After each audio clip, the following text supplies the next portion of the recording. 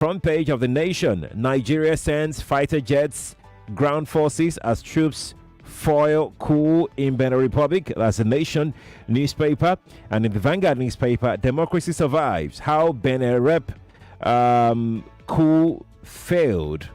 How Benin Republic coup failed. FG. Dr. Majeed, what's your thought on the failed coup attempt in Benin Republic? It's clear that the coupists may not have garnered the necessary number as well as strength among the Beninois armed forces enough to be able to topple the government of Patrice Talon. And so, with the help of Nigeria as well, because we have a president who is very eager, who is an enthusiast of democracy across Africa. So you would observe that whenever there is a change of government in any country through a military coup, you will see the kind of reaction that comes from Abuja. So it tells you President Tinubu seems to understand the danger in having democratically elected government surrounding Nigeria topped by military government, because it has a contagion effect in Nigeria. And recall that we had a coup scare just recently, even though authorities didn't quite confirm that, but it simply tells you that across West Africa and most of Africa really, democracy is still quite shaky and has come under threat from time to time. However, I must also point out that the greatest threat to democracy is not the military or those who want to effect military coup in some of these countries. I think the greatest threat to democracy are the operators of the democracy themselves. Those who actually you would think are the beneficiaries of democracy, their undemocratic conduct have rendered African democracy unable to deliver good governance in the form of welfare and security. So this is why from time to time you are likely to see attempts at effecting extra-constitutional changes. So for now, from all indications, democracy appears to have been saved in Benin Republic, our very strong ally, culturally, economically, security-wise. Nigeria and Benin Republic share very long-standing ties that dates even before the existence of modern Nigeria. And so, usually, whatever affects that country, Nigeria is always concerned. So, we're not surprised that Nigeria quickly rallied around a sister government to save the government from an undemocratic change through a military coup. Before we lost the signal from your end, Dr. Majeed, I was asking you what has failed in Western Africa and the Sahel. Is it democracy that has failed, or is it leadership? Oh, it's leadership. It's not democracy. Democracy is constant with all of the elements of democracy. The elements of democracy include fidelity to constitutionalism, absolute fidelity. Democracy also entails absolute observance of the principles of rule of law. Democracy also includes respect for fundamental human rights, upholding the dignity of democratic citizenship, equality of citizenship, so that a democratic state is supposed to be one that is governed by the rule of law, that is egalitarian, that presents equal opportunities for all and sundry to grow according to their capabilities. But you will agree with me that in Africa, in most parts of Africa, the reverse is usually the case. So you have democracies where those that are leading such democracies undermine the very constitution upon which they swore to uphold. They introduce all forms of electoral subterfuge to retain power. And so I can assure you, and I can say it anytime, any day, that in a democracy where elections are rigged, you cannot then complain of undemocratic change of government, because a rigging of election itself is, as far as I'm concerned, worse than a military coup. So you can't have flawed electoral processes across Sub-Saharan Africa and pretend to be a democracy. So in that sense, what we have in most of these countries are not really democracies in the true sense of the words.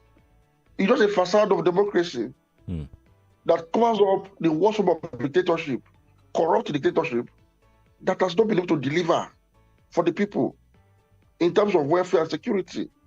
So naturally, people, when they become frustrated with the system, they will seek alternative means of changing it.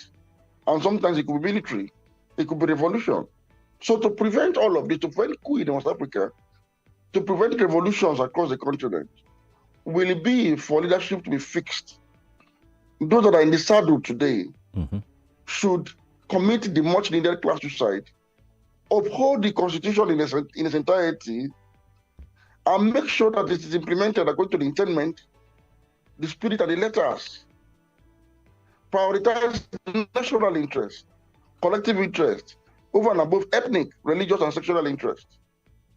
Until we have this in Southern Africa, we can't claim to have a democracy.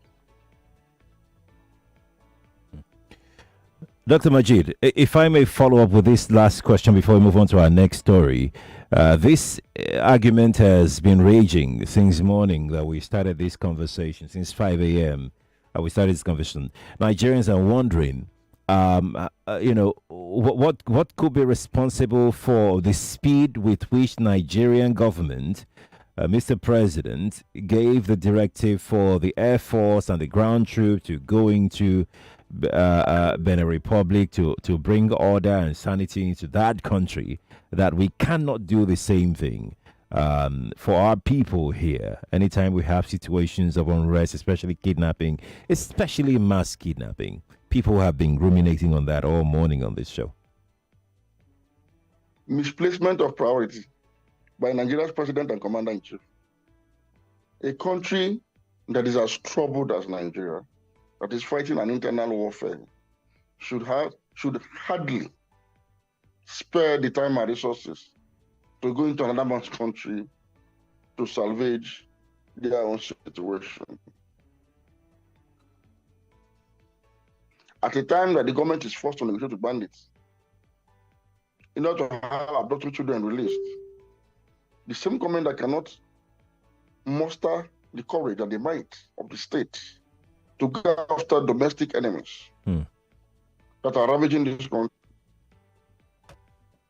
is so quick to deploy air force and ground troops into another man's country to salvage the country. It simply portrays a man whose house is on fire, but he would rather pick a bucket of water from his own well and go and attempt to put out somebody whose house is on fire. So it's misplacement of priority.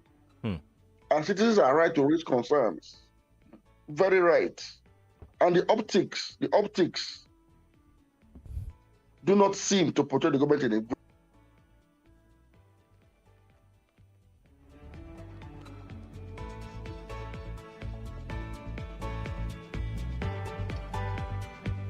Oh yeah, I think we lost. Okay.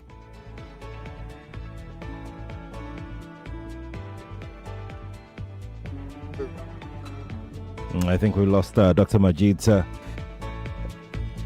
connection there. Hopefully he is able to rejoin again. Okay, he's back. We have gone out of this country to bring back someone like Nnamdi Kanu. We went to Kenya. It takes a very coordinated. So I'm saying it takes a high level of sophistication and intelligence coordination on a global stage to be able to pin down an individual like Nnamdi Kanu and bring him back to this country to face justice, to face trial. The trial was conclusive. In addition to that, the government deployed the maximum force, maximum might of the state to crush insurgents in the southeast, effectively. Kudos to them, kudos. Now the question is this. If you can bring in Nnamdi Kanu from Kenya, if you can go to Benin Republic within 48 hours. Why is it so difficult to go into the northwest within the same country, 50 kilometers away from Abuja, or to the northeast, and bring the leaders of these groups that have caused even more pain to Nigerians, that have caused even more damages to Nigerians, that have caused even more havoc to the Nigerian state? Why is it difficult for us to do so? You see, the day we lost a brigadier general in the battlefield in Borno, that would have been the day the French should have declared final war on terrorism in Nigeria. That should have been the day. That should have been the day we should have heard that fighter jets have been deployed all over the theater area to carry out aerial bombardment, moving with heavy artillery, moving with the armored corps to make sure that this is a final solution to this problem. We lost that opportunity. And as we speak, insecurity is still thriving.